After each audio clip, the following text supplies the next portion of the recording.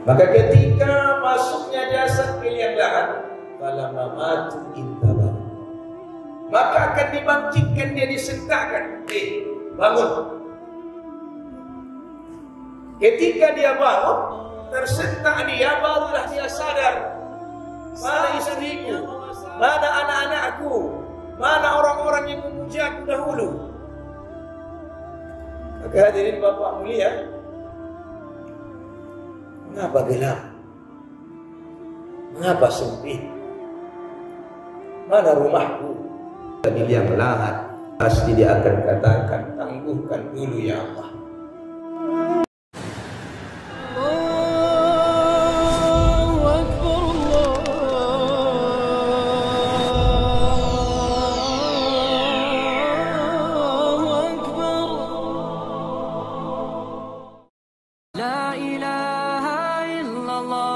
Muhammadun Rasulullah alaihi salatullah wa alihi wal ahibba. Alhamdulillahilladzi ahyana ba'da ma amatana wa ilayhi nusyur. Asyhadu an la ilaha illallah wahdahu la syarika lahu wa asyhadu anna Muhammadan abduhu wa rasuluhu الذي لا نبي بعده بعد. وقال الله تعالى في القرآن الكريم: أعوذ بالله من الشيطان الرجيم. بسم الله الرحمن الرحيم. يا أيها الذين آمنوا اتقوا الله ولتنظر نفس ما قدمت لغد واتقوا الله إن الله خبير بما تعملون ولا تكونوا كالذين نسوا الله فأنساهم أنفسهم أولئك هم الفاسقون. لا يستوي أصحاب النار وأصحاب الجنة أصحاب الجنة هم الفائزون. صدق الله العظيم. Bapak mulia, orang tuaku, jamaah salat subuh rahimakumullah. Kembali kita berserah diri kepada Allah, banyak memuji, menyanjung menyebut nama Allah. Karena Allah Subhanahu wa ta'ala telah banyak bernikmat dalam diri kita, Bapak mulia. Nikmat bangun tidur. Masya Allah. Kita tidur, kata Imam Al-Ghazali, tidur itu adalah mati kecil, melayang roh kita. Kita tak tahu, Bapak mulia, ketika kita tidur walaupun di samping bapak, istri bapak, tapi ketika kita melek tidur, tak terasa kita apakah istri kita pergi di samping kita ataukah tidak. Mama, tidur mama, kumaleli dah. Mama mana kumaleli? Cila udah ketawa, banyak belum salah. Terus itu usaha itu. Mama, tidur mama bagi hutan dan mama. Seperti saya, Pak. Tidur abang, kata istri saya. Tidur abang ngeri kali dengkulnya. Enggaklah. Coba rekam sekali-kali. Direkam, Masya Allah. Iya, pas kayak babi hutan. Lihat ini. Tak terasa kita, Bapak mulia. Ketika kita tidur tak terasa kita bagaimana keadaan pada hari tidur kita. Dalam hadis Nabi Muhammad SAW saya pernah jumpa. Ketika kita bermimpi jumpa dengan orang yang meninggal,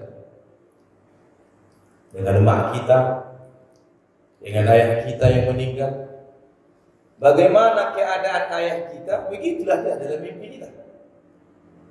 Bagaimana keadaan emak kita, keadaan dalam mimpi kita itu, begitulah keadaan. Maka hadirin yang dirahmati oleh Allah Subhanahu wa taala, ketika tidurnya anak manusia, kata Nabi pula, ketika dia bangun maka terdapat 3 belenggu setan menghampirinya. Maka bagaimana melepaskannya ya Rasulullah, kata Nabi, kata sahabat, ada 3 amalan. Pertama, ketika kau bangun tidur maka tersentak kamu bacalah alhamdulillahilladzi ahyana ba'dama amatana wa ilaihi nusyur. Itu hadirin Bapak mulia. Kata Imam Al-Ghazali pula, Keberhasilan dalam setiap amal manusia ketika dia tidur minimal dia membaca bismika Allahumma ahya wa bismika amut. Mimpi dia mimpi orang-orang yang soleh dia jumpa. Mimpi-mimpi dia dengan amal-amal dia. Masya Allah. Ketika kita gerak Bapak melihat, di samping saya ada hadis Quran. Mimpinya apa? Amma yatasaalun 'anil naba'il 'azim alladzi hum fihi mukhtalifun. Mimpi dia dalam membaca Surah An-Naba sampai habis dibacanya Bapak mulia, Masya Allah. Karena apa? Hakikat Al-Quran sudah masuk ke dalam hatinya. Awak mimpi apa? Mimpi apa aja? Mimpi bini wanda. Dalam tak mimpi. Maka tersentak malu. Kata Imam Ghazali, langsung dia serentak refleksi dirinya karena sudah terbiasa. Alhamdulillahillazi ahyana ba'dama amatana wa ilaihin nusur. Tadi dibuka dengan bismika Allahumma ahya, dengan menyebut namamu ya Allah hidup dan matiku. Nah, ketika bangun tidur alhamdulillahillazi alhamdulillah bersyukur pada Allah hidup dan matiku pula. Ayo. Masya Allah. Maka dilepas belenggu setan yang pertama.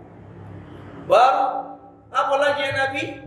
Segeralah kamu taharo, bersuci. Ayo dia Pak. Berhadap taharo, bersuci dan berwuduklah kau insisco. Menghirup air ke hidung. Karena mengapa?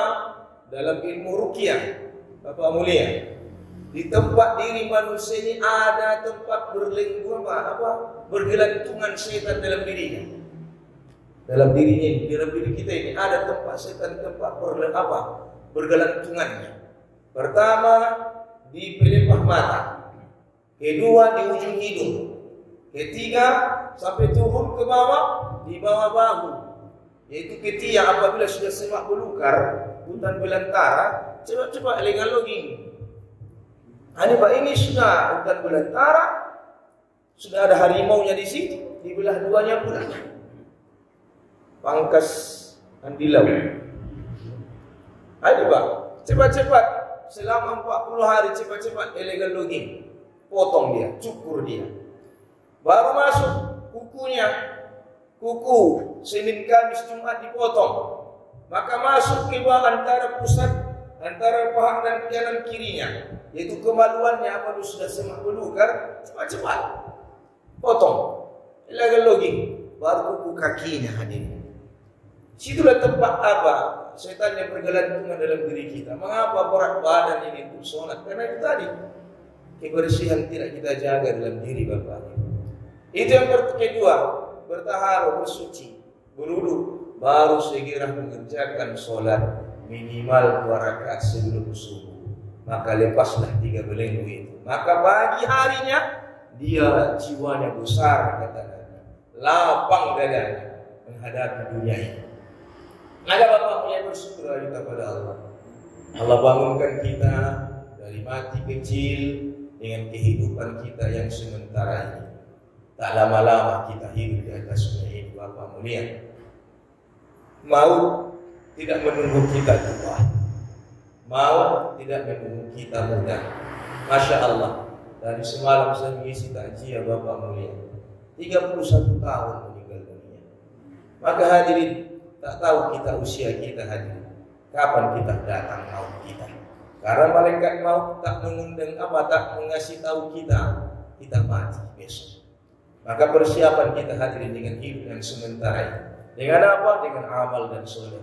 Dan selalu kita bersyukur kepada Allah. Alhamdulillahirabbil alamin. Mudah-mudahan hadirin, bila nanti di padang mahsyar Allah golongkan kita menjadi hamba taat, hamba-hamba yang bersyukur kepada-Nya. Salawat dan salam kita aturkan kepada baginda Rasulullah sallallahu alaihi wasallam. Ketika Nabi naik di atas mimbar, maka di panggenang Nabi telaga inna a'tainakal kautsar. Maka Nabi katakan bersabda kepada para sahabat, kelak nanti akan ada yang meminum telaga kal kautsar, telaga kehidupan. Ketika dari tanganku dia minum, maka dia tidak akan haus selama-lamanya. Siapa yang meminum itu ya Nabi? Apakah kami yang meminum itu? Tidak. Siapa yang minum? Ikhwani, saudara-saudaraku. Apakah kami saudaramu ya Rasulullah? Tidak. Antum ashabi. Kamu itu adalah sahabat-sahabat. Tapi siapa saudara-saudaramu itu? Amanu bi wa lam yarawni. Orang yang tak pernah jumpa denganku, orang yang tak pernah bersuah denganku, orang yang tak pernah mengenaliku. Amanu bi wa lam yarawni, tapi mereka beriman, merindukanku, banyak selawat kepadaku, padahal mereka tak jumpa denganku. Siapa itu, Pak? Kita inilah yang tak pernah jumpa dengan Nabi, tak pernah bersuah dengan Nabi. Opung pernah jumpa dengan Nabi? Nabilah? Nabi sering jumpa. Nah, hadirin Bapak mulia, mimpi pun kita tak pernah dengan mimpi dengan Nabi. Mengapa tak pernah kita mimpi dengan Nabi? Karena mata kita banyak dosa. Mulut kita sering berdusta. Tangan kita banyak dosanya. Masya Allah. Maka ulama katakan, Habib Novel katakan, Bapak hadirin, kalau ini engkau jumpa dengan mimpi, jin tak pernah tak bisa menyerupai wajah Nabi.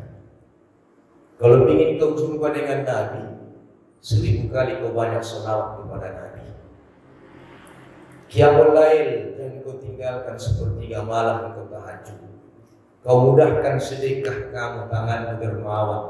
Kau tundukkan pandanganmu jauh dari mata melihat kemaksiatan. Insya Allah, kata Habib Novel, kau akan jumpa dengan Rasulullah dalam lewat mimpi. Masya Allah. Maka hadirin Allah perbanyak salawat kita. Allahumma sholli ala sayyidina Muhammad. Satu salawat kata Nabi, Allah berikan 3 karunia. Satu salawat Allah berikan 3 karunia. Maka 10 dosa Allah ampunkan, 10 derajat Allah tinggikan, 10 kebaikan Allah berikan. Bagaimana kalau 100 salawat? Itu baru 1 salawat. Kalau bagaimana 1000 kali salawat? Allahumma sholli ala Muhammad. Harapan kita bagaimana nanti di pada masyarakat Rasul kenal kita, Rasul beri syafaatnya dalam diri kita. Amin ya rabbal alamin. Hadirin sidang Jumat yang sidang Jumat sidang subuh berjamaah. Nah, hadirin Bapak mulia, orang tua, kehidupan kita ini Bapak mulia diawali dengan diakhiri dengan kematian. Jodohnya banyak. Jodoh di atas dunia ini bermacam-macam. Siang jodohnya malam. Laki-laki jodohnya perempuan. Bukan laki-laki jodohnya rombong, tidak. Laki-laki jodohnya wanita. Hidup jodohnya kematian. Maka Bapak mulia, kematian hadirin sudah takdir dalam hidup. Nasib badan akan kembali kepada tanah badan kita. Maka Sayyidina Ali katakan al-insanu naum. Manusia itu lagi tidur dia. Lagi tidur Pak. Dinabokokkan dengan dunia. Maka ketika masuknya jasad ke liang lahat, falamma matu intabah. Maka akan dibangkitkan dia, disentakkan. Bangun. Ketika dia bangun, tersentak dia, barulah dia sadar. Sadar dia bahwasanya hidup di atas dunia bagaikan mimpi. Dia bermimpi jadi pejabat. Mimpi aku rupanya jadi orang kaya. Mimpi aku rupanya jadi DPR.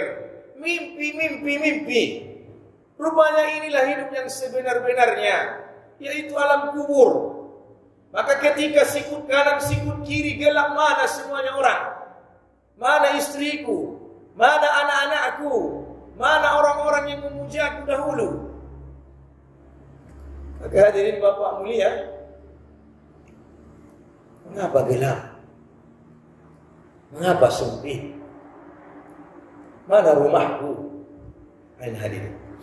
Maka kata Nabi, apabila manusia itu tahu, kau dengarkan bisikannya, kau dengarkan bicaranya, orang yang sudah di liang lahat, pasti dia akan katakan, tangguhkan dulu ya Allah. Tangguhkan dulu kehidupanku, tangguhkan dulu kematianku. Aku akan sedekahkan hartaku. Aku akan berikan anak yatim makan, fakir miskin. Aku akan membantu agamamu ya Allah. Akan kubantu agamamu. Akan ku amal soleh, akan kuat. Akan ku amalkan agamamu ya Allah. Kembalikan, tangguhkan ya. Bagaimana Bapak mulai kalau sudah jasad masuk ke alam kubur, mana mungkin dia akan kembali lagi. Kalau sudah susu tumpah dari putihnya, mana mungkin dia kembali ke lubang putihnya. Kalau sudah nasi menjadi bubur, bisa juga dibetul nasi jadi bubur dikasih lagi. Tak mungkin lagi Bapak ini. Maka hadirin Bapak, mulai inilah nasib badan kembali kepada Allah. Khalaqal insana min salsalin kal fakhar. Manusia itu tercipta dari tanah tembikar yang diayak, yang dikiring, dijemurkan Pak, kayak ikan asinnya dijemurkan. Baru dibentuk-bentuk, maka ditiupkan ruh. Maka ketika Adam ditiupkan ruh sampai ke lehernya, rohnya, maka dia bersih. Hasil, alhamdulillah. Tapi kini Bapak mulai bersih, ditakutkan gini. Ditakuti kini bersih. Corona. Tutup hidung. Corona kau. Ayo Pak. Terbalik ini zaman. Sedangkan Nabi katakan, kantuk itulah yang perlu kau takuti daripada bersih. Bersih itu datang dari Allah. Maka ketika saudaramu mengucapkan, ketika dia bersih mengucapkan alhamdulillah, maka wajib bagimu yarhamukallah. Nah, ini Bapak hadirin. Tapi ketika datang kantukmu, mengantuk kamu, tutup mulutmu, kata Nabi, maka berlindunglah kau kepada Allah dari godaan syaitan yang terkutuk. A'udzubillahi minasyaitonirrajim. Memang saya waktu-waktu selesai surat apa sunyi nak kali dengan ngantuk itu. Tunggu, iyo berhenti sana ke situ. Ada saja. Ada Bapak mulia. Dan hadirin yang dirahmati oleh Allah ini Pak. Maka ketika roh pun berpisah dari jasad, sakitnya luar biasa Bapak. Dalam kitab Turatun Nasihin diterangkan Bapak mulia. Ketika Nabi Isa berumur 7 tahun, Maryam berjalan mereka, bermusafir mereka, sampai di tengah hutan. Maka habis berbekalan. Maka apa kata Maryam? Hai anakku, berangkatlah kamu, carilah perbekalan. Maka berangkat Nabi Isa. Maka mencari perbekalan Bapak mulia, makan dan buah-buahan. Karena mereka musafir diusir Pak. Maryam itu diusir dari kampungnya karena mengapa? Difitnah berzina. Maka hadirin berjalan Bapak hadirin. Maka kesendirianlah Maryam. Karena Maryam orangnya tenang, wanita yang beriman, kuat imannya kepada Allah, rasa takut pun tak ada lagi. Innal ladzina qalu rabbuna Allah tsumma istaqamu tatanazzalu 'alaihimul malaika alla taqafu wa la tahzanu wa abshiru bil jannati allati kuntum tu'adun. Sungguh apabila Allah Tuhannya tsumma istaqamu, teguh pendiriannya, istiqomah dia dalam keadaan apapun yang terjadi dalam hidupnya, tetap istiqomah pada Allah. Tatanazzalu 'alaihimul malaika, maka malaikat akan datang membisikkan kepadanya, alla takhafu, jangan takut, wala tahzan, wala tahzanu, janganlah bersedih, wa abshiru bil jannati allati kuntum tu'adun, surga telah menanti. Maka ini Bapak mulia, karena ini wanita yang tenang, wanita yang kuat, tidak ada rasa takutnya, hanya takut kepada Allah, maka tenang dia di tengah hutan Bapak ini. Ini Maryam. Maka datanglah sesosok manusia di tengah hutan. Sesosok makhluk bersorban, berjubah putih, jenggotnya putih, tidak ada tanda-tanda perjalanan jauh ini. Seperti yang bersabda ini, sorbannya putih, jubahnya putih, jenggotnya putih. Kalau ini Pak berjalan di sini Pak Abri katakan, Ini teroris ini. Hadirin Bapak mulia. Maka heran Maryam, siapa Anda? Siapa gerangan? Assalamualaikum ya Maryam. Waalaikumsalam. Siapa kamu? Tak kenal kau siapa aku, tak kenal siapa kamu. Tidak ada tanda-tanda perjalanan yang jauh, hadirin Bapak mulia. Kalau orang tanda-tanda perjalanan jauh pasti dia berkeringat, capek. Ini tidak ada Bapak mulia. Tidak ada tanda-tanda orang yang perjalanan jauh. Perhatikan wajahku ya Maryam. Aku tak kenal kamu siapa. Aku adalah malaikat maut. Mengapa kau datang ke sini? Inilah Bapak mulia, kalau orang yang beriman didatangi malaikat maut, dia akan wangi, dia akan cantik, dia akan bersih datang di hari.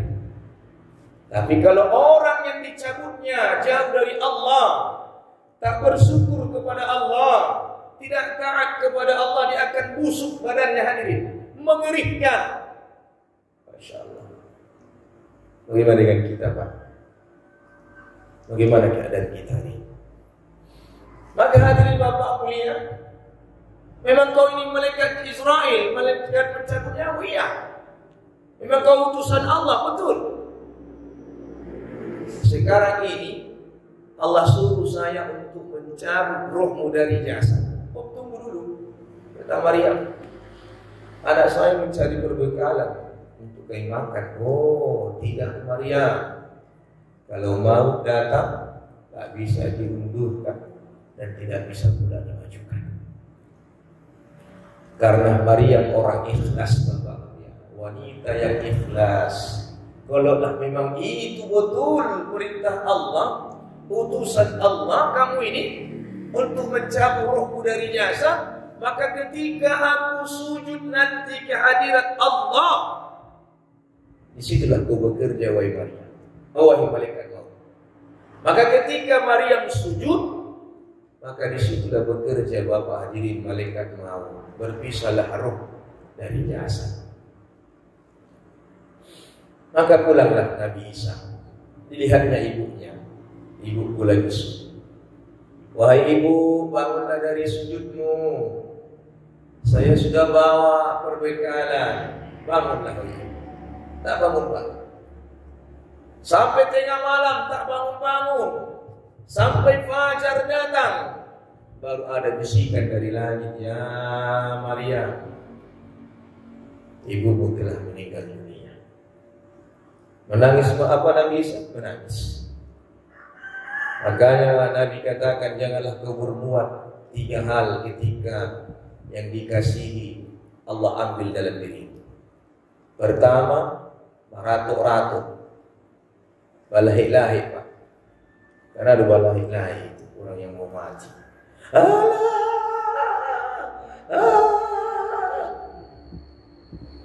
Karena itu Pak ya. Karena itu Pak ya.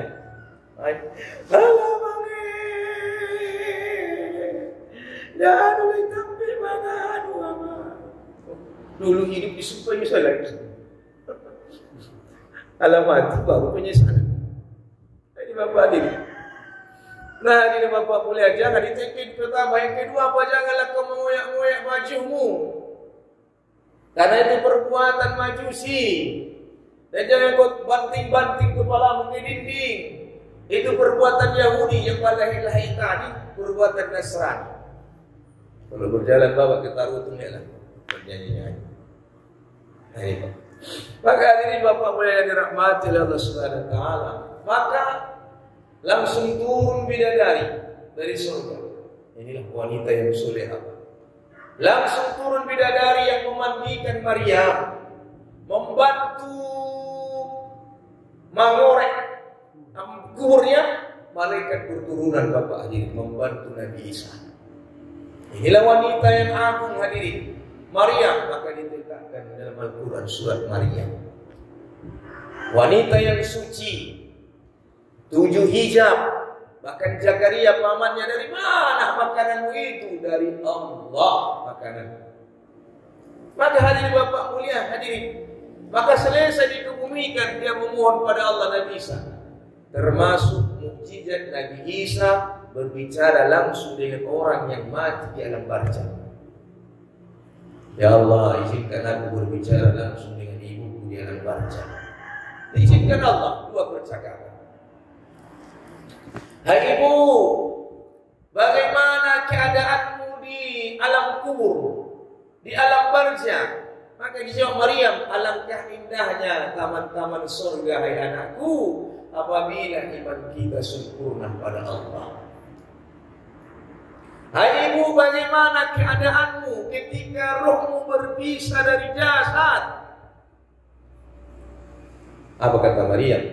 Walaupun sudah dipampangkan oleh Allah taman-taman surga, masih terasa sakitnya berpisah roh dari jasad. Maka Bapak mulia, mata kita melihat ke atas ketika kita kembali nanti kepada Allah. Mengapa mata itu kenapa naik ke atas? Karena melihat roh kita berjalan, Pak, pergi meninggalkan jasad kita. Maka mata itu naik ke atasnya. Maka hadirin Bapak mulia, inilah Pak, sebelum datang itu semuanya adalah kehidupan kita. Maka perbaikilah misqal dalam hidup. Apa itu misqal? Perbuatan. Faman ya'mal misqala dzarratin khairan yarah wa man ya'mal misqala dzarratin syarran yarah. Apabila perbuatan kebaikan sebesar zarrah engkau kerjakan, maka sebesar zarrah kebaikan itu pula lah ditimpakan kepadamu. Begitu juga bila keburukan sebesar zarrah engkau kerjakan, maka ditimpakan pula lah sebesar zarrah itu keburukan dalam dirimu.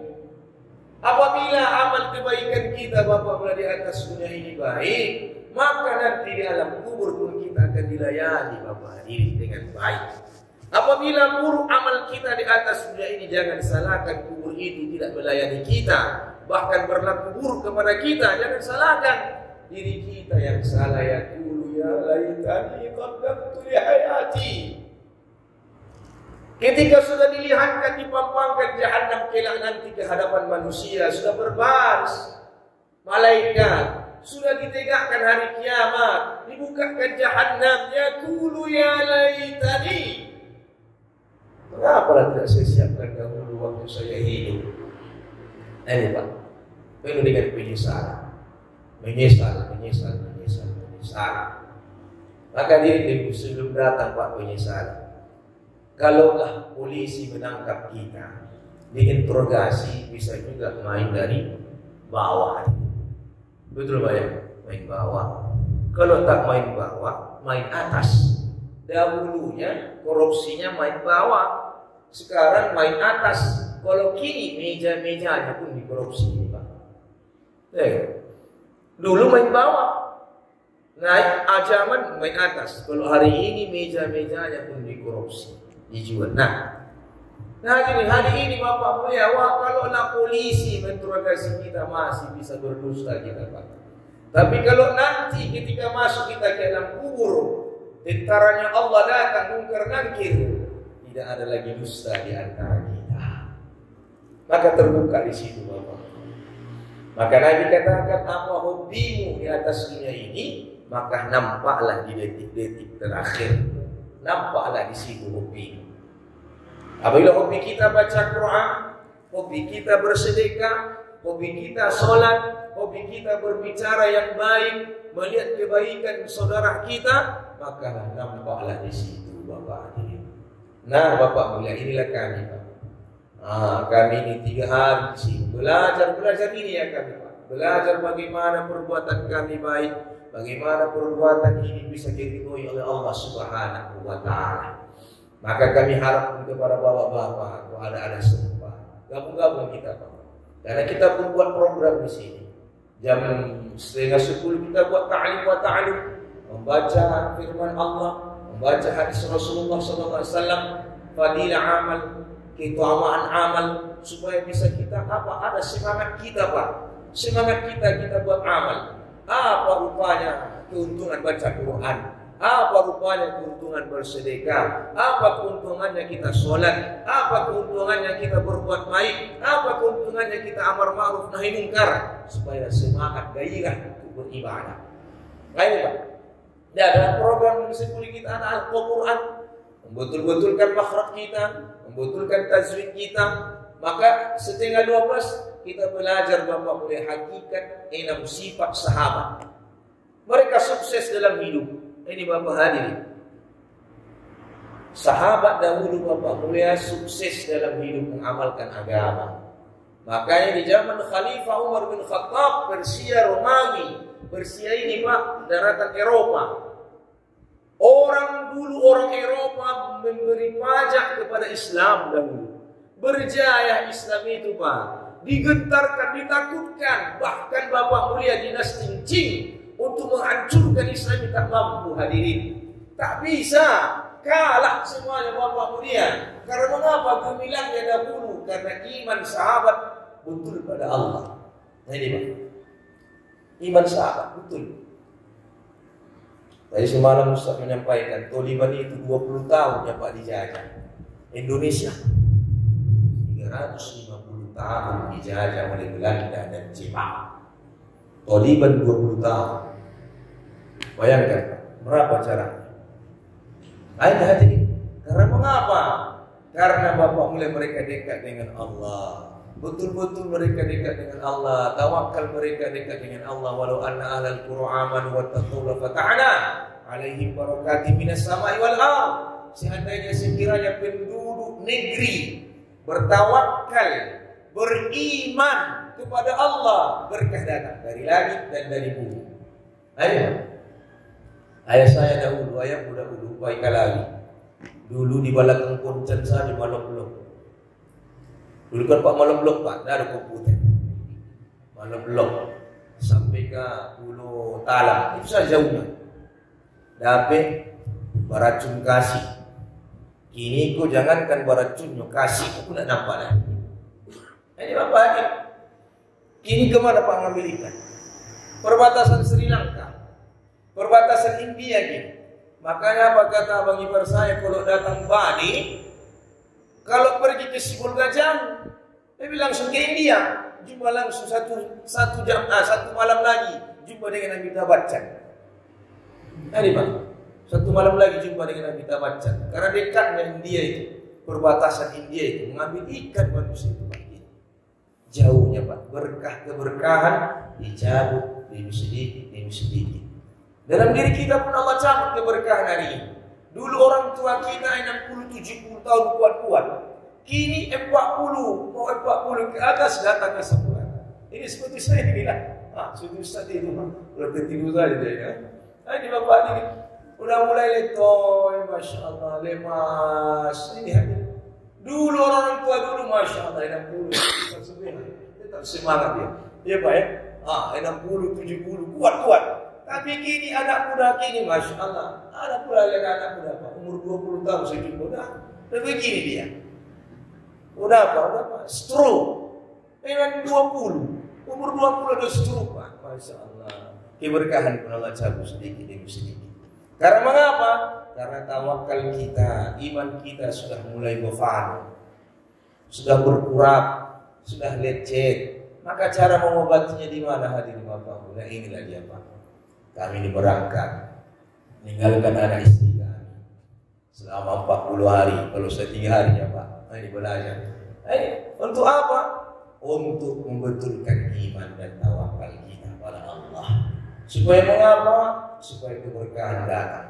Berkah diri, berkah keluarga, anak dan istri, berkah semua rezeki kita. Nah Bapak boleh kalau ada kesempatan kita Bapak mulia, boleh Pak gabung kita sambil kita bermuzakarah, tukar pikiran dan tukar ilmu kita masing-masing. Insyaallah Pak ya. Insyaallah baik datang dari Allah, buruk datang dari hawa nafsu dan kekurangan saya. Mohon maaf kepada Bapak dan orang tuaku di sini. Mohon ampun kepada Allah Subhanahu wa taala. Innallaha wal ghafurur rahim. Subhanallah wa bihamdi, subhanallahi wa bihamdika, asyhadu an la ilaha illa anta, astaghfiruka